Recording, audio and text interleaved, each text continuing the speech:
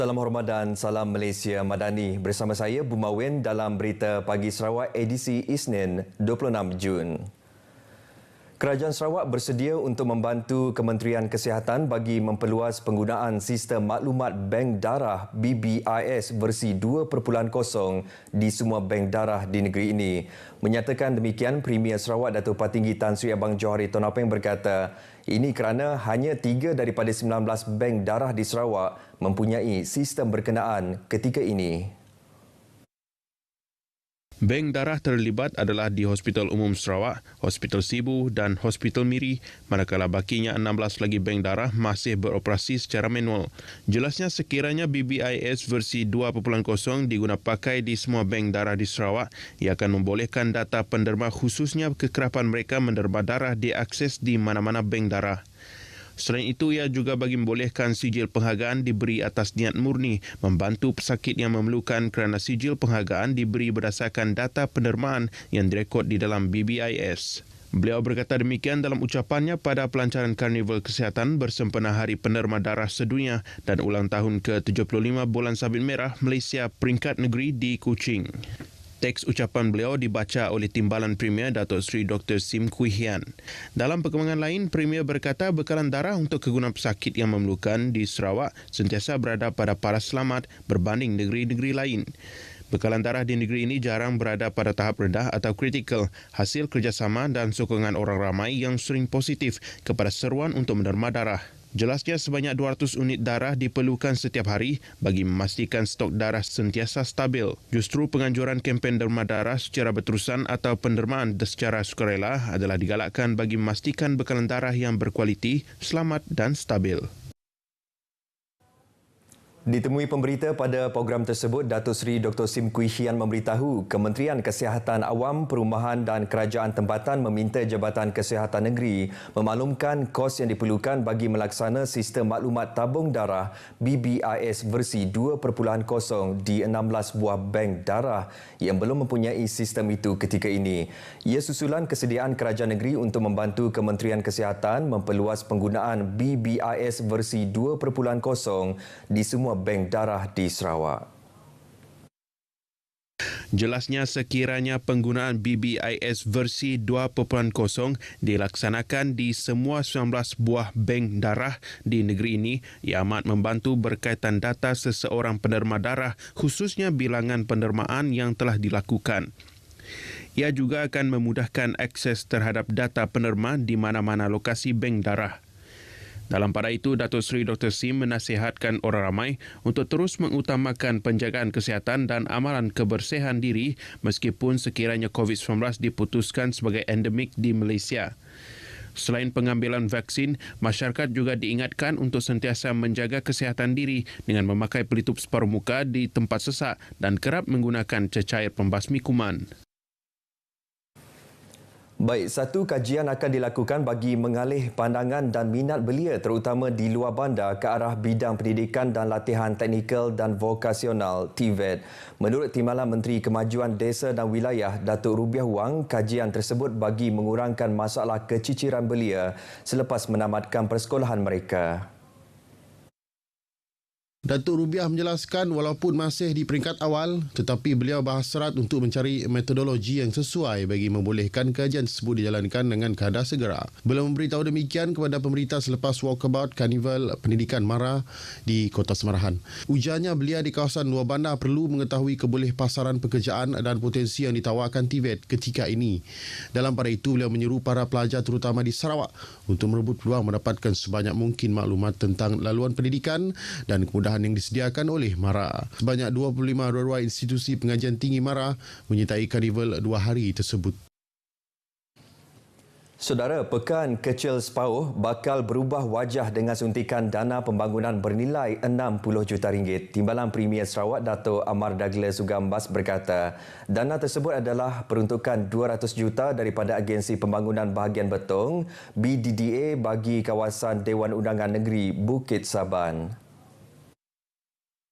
Dato' Ahmad Douglas menjelaskan 30 juta ringgit daripada peruntukan tersebut adalah untuk pembinaan jalan ladang, 10 juta ringgit untuk membina kandang ternakan, manakala 18 juta ringgit bagi pembinaan pusat pengumpulan, pemprosesan dan pengurusan CPPC, perhampiran lapangan terbang pendek, berbuling, stall pot. Infrastruktur lain termasuk 2 juta ringgit untuk Taman Selera, berhampiran Pasar Sepauh serta padang futsal bernilai RM450,000. 10 unit bangunan komersil juga akan dibina berhampiran Jambatan Sungai Pakuk bagi tujuan pembesaran bandar. Beliau maklumkan perkara itu pada Majlis Ngiling Tikai Gawai Dayak di Sepauh. Dato' Ahmad Douglas dan juga Ahli Dewan Undangan Negeri Bukit Saban berkata, kesemua projek itu akan mewujudkan peluang pekerjaan dan ekonomi kepada rakyat, seterusnya meningkatkan taraf hidup mereka. Justru beliau menyeru penduduk kekal bersatu bagi memudahkan kerajaan merancang serta melaksanakan lebih banyak program pembangunan. Petronas Malaysia LNG MLNG harus menjadikan projek-projek tanggungjawab sosial korporat CSR sebagai ikon transformasi yang boleh menjadi rujukan umum. Menteri Industri Makanan, Komuniti dan Pembangunan Wilayah Sarawak, Datuk Seri Dr. Stephen Rundi Utoh menyarankan agar syarikat minyak dan gas negara itu dapat melaksanakan projek CSR yang boleh membawa perubahan pada sesebuah tempat dan masyarakat. Warga MLNG to continue and try to see bakal cerita aku kan agak agropark. When you so-called excel in that area, that particular region, it will become an icon. Say for example, you want to do, none Malaysia hari ini, doesn't have necessity to be here. They didn't do. Giga letak ke boleh ditransform, and then Petronas will be not only oil and gas, it's going to be icon of transformation. That is what we should move towards to. Beliau berkata demikian pada perasmian program jangkauan luar MLNG Bestari di SK Kuala Spinyo di Sebauh Bintulu. CSR bagi sekolah kategori pedalaman 3 tersebut berteraskan pendidikan yang merangkumi kerja-kerja penambahbaikan sekolah dan aktiviti pembelajaran bersama murid. Ia mula dilaksana Januari lepas melibatkan 3 fasa dengan kos lebih RM800,000. Antara projek yang dilaksanakan termasuklah penambahbaikan rel tangan, siling, tingkap, tangga dan dinding bilik darjah serta bilik guru. Turut dijalankan pembinaan bumbung dan penambahbaikan laluan pejalan kaki di sekitar sekolah selain pengubahsuaian tandas guru, tandas murid, bilik mandi murid dan ampaian baju. Turut dibekalkan pelbagai bentuk peralatan bagi menyokong aktiviti pengajaran dan pembelajaran serta keselesaan pelajar di sekolah dan asrama. Program STEM 50 yang melibatkan 3 buah sekolah di Dun Nangka akan terus ditambah baik bagi memastikan objektif meningkatkan jumlah pelajar lepasan tingkatan 3 memilih aliran sains ketika memasuki tingkatan 4 kelak tercapai.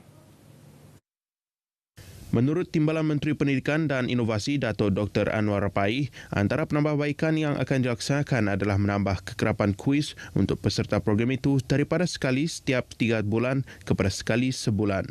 Yang paling penting ialah selepas mereka mengadakan kuis online tu, adanya review daripada guru bukannya daripada sekolah yang terlibat. Saya akan minta guru daripada sekolah lain untuk review soalan-soalan yang telah dikemukakan dan guru lain akan dapat memberi input yang berbeza dan ingin boleh akan menambahkan dari segi performance ataupun pencapaian mereka.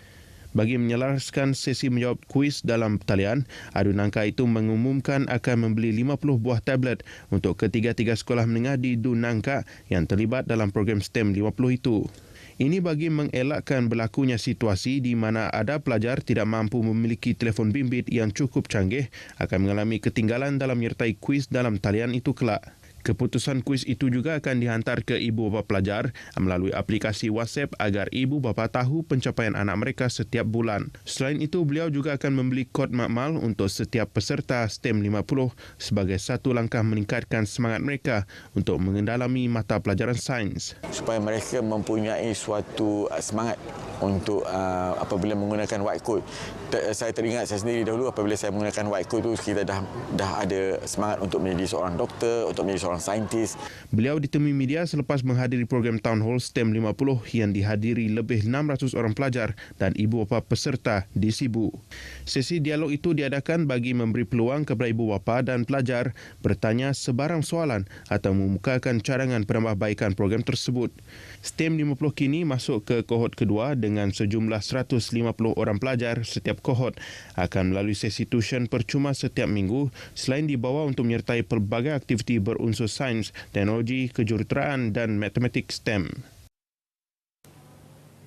6 basker, 4 berkumpulan dan 2 peserta individu berjaya mara ke peringkat akhir Tok Baskers Challenge 2023 pada konsert separuh akhir yang diadakan di Auditorium P. Ramlee RTM Kuching Sabtu lepas. Kumpulan yang terpilih ke peringkat akhir adalah Sengalang Baskers, Mang Kids Baskers, KJ Baskers dan Jejaka Sopan, manakala 2 baskers individu adalah Adi Baskers dan Edrus Azman. Kemuncak Tok Baskers Challenge yang bakal diadakan di Auditorium P. Ramlee RTM Kuching Sabtu ini akan disiar secara langsung di TV2 pukul 9 malam. Johan akan membawa pulang wang tunai RM10,000, naib Johan RM7,000, tempat ketiga RM5,000, manakala sagu hati RM3,000. Antara artis jemputan yang akan menyerikan kemuncak pertandingan nanti adalah Zia V, Radi OAG, Noh Hujan dan Bob Baskers. Tok Baskers Challenge merupakan program anjuran Seksyen TV RTM Sarawak dengan kerjasama Kerajaan Negeri Sarawak. Baik, sebanyak 30 buah kampung di kawasan Dewan Undangan Negeri Lambir akan menerima sumbangan lembu korban sempena perayaan Hari Raya Aidiladha Jumaat ini.